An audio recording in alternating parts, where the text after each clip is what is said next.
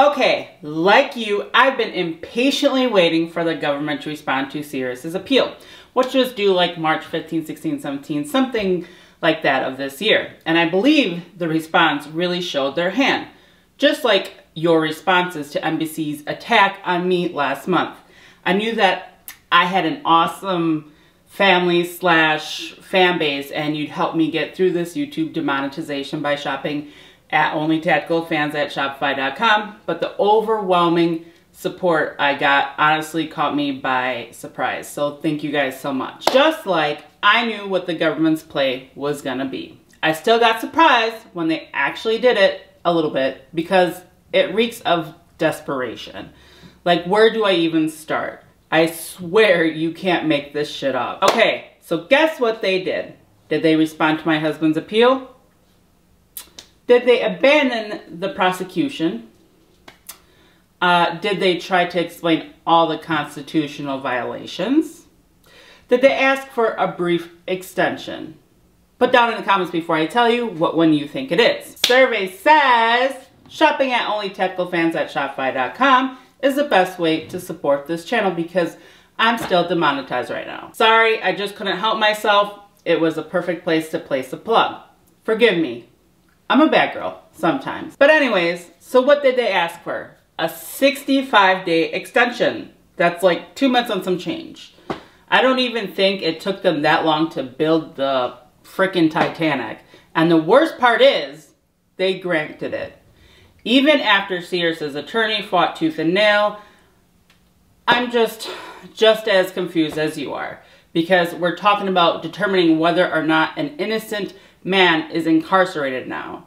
We're not talking 7 days, 14 days, 30 days, but 65 days. But, I mean, it's the government, so it's like shocking but not shocking.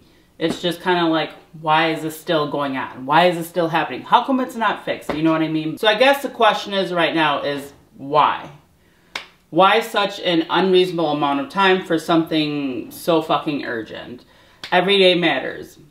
Each day he's incarcerated is a day he could be with his family. Each day he's incarcerated is a day that his safety is in jeopardy. And each day he's inside is a waste of taxpayers' resources and money. Every day matters. The good news is I prepared for you guys my top 5 reasons of why they're dragging Sirius along, or at least my theories. And make no mistake, they are dragging him. They drag everyone and everything. They're the best procrastinators. I mean, I thought I was, but man, no, they passed me up for that.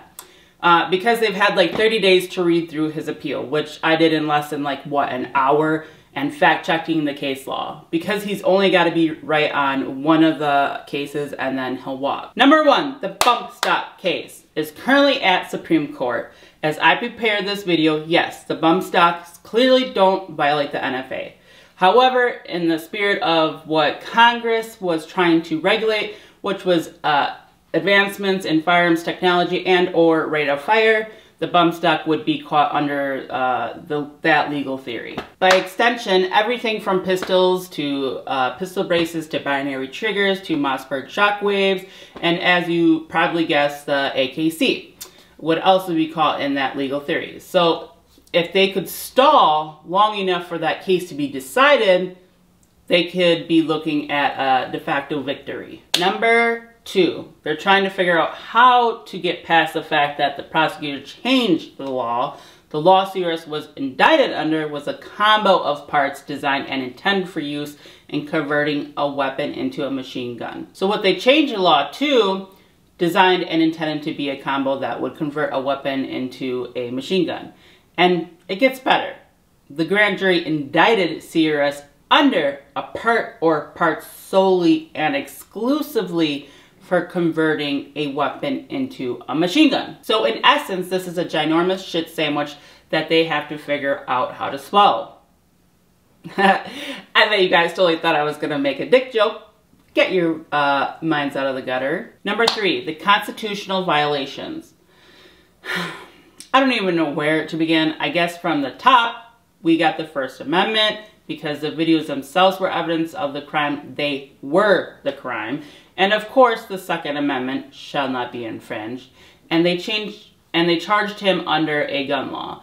Then you have the Fifth Amendment, fair notice. He should have been served with like a cease and desist, since any reasonable man would assume the AKC was legal. Then you have the Sixth Amendment, because 2/3 of the government, evidence of a conspiracy was serious, getting Ervin legal counsel. I could go on, but I believe that paints the picture. Number 4, pre-existing case law is a big problem. I believe it was like the First Circuit. They said something either or isn't a machine gun, and because of the condition the AKC was sold in, it could not convert a weapon into a machine gun.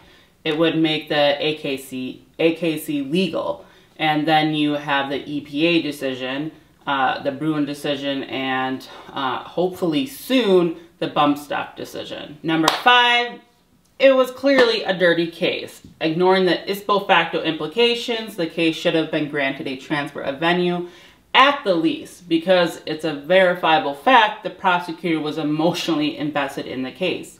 She rants about how she feels me and Sirius did her dirty, and she does this across several documents, including the PSR. And because of her emotional investment, it should have been like a clear-cut example of conflict of interest, and they should have granted a transfer of venue to ensure that he had a fair trial. So now they have to figure out how to get over these hurdles, and there are so many more.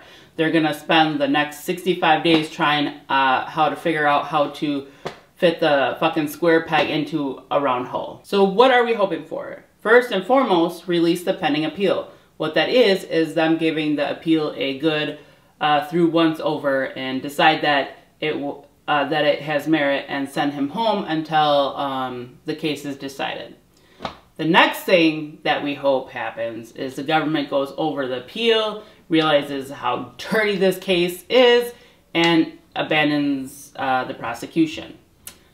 Next, we hope that the judge rules in his favor, acquitting him of all charges. Now, there is one more possibility where he kind of gets a victory, and that's the appellate judges declare a mistrial and they retry him. So let's hope for the best and that his conviction doesn't get affirmed. However, should it get affirmed, that's when his case gets shut up to SCOTUS, and he has a chance at causing massive damage to the ATF and or the NFA. So yeah, just a little update for you guys. All right, so tell me what you guys think down below. And as always, I thank you guys for watching me. And if you like this video, give it a thumbs up, comment, and subscribe. And also, if you'd like to continue to support the family, there's links in the description, such as Amazon. And even if you don't when you click my little box, if you don't shop what's in there, I still get a kickback because you came off of here. And there's other ways to support. And I thank you guys for everything. And peace. Just like your response. What are you eating? What the hell? You guys say you're not making noise, but I can hear the noise. Okay, then what's the walking around, the stomping around, or all that stuff? There's noise up there. Okay, well, I've got 3 cats down here, maybe even more. So, what is our ghost? Intended to be a combo. So, in essence, this is a ginormous shit. Why can't I say shit? Number 3, I hear noise. Quiet. Vader. And because of her emotional investment, it should have been like out example of conflict of interest. So let's hope for the best and that fiction doesn't get affirmed. Dude, no liberty. I'm so stressed out. Quiet. Sit. Why are you? What are you trying to do? Jump on me? Stop. Oh, for liberty.